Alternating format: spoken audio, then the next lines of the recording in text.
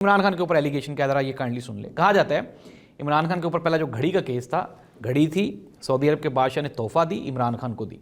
इमरान खान ने पैसे दे के वो घड़ी खरीद ली जो कि कानून के मुताबिक पैसे थे। इमरान खान ने गलती क्या की कि उस घड़ी को बेच दिया। इमरान खान ये दरवेश आदमी है, वो कहता है मैं इतनी घड़ी महंगी पहन के क्या करूँगा, मुझे पैसे चाहिए, मैंने सड़क बनवानी है। उसने वो घड़ी बेच के सड़क बनवा ली अपनी। इमरान खान की चीज़ है, वो बेचे रखे ना रखे।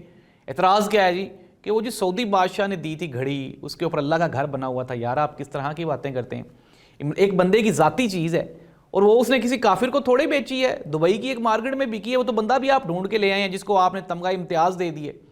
तो नाज़रीन, घड़ी वाला केस, फिर उसके बाद अभी ये जो ज्वेलरी सेट वाला केस है, इसमें भी यही है जी, कीमत कम लगवाई गई है जी। और फिर जो है कि यार एक बंदे ने पैसे भर के चीज़ ले ली।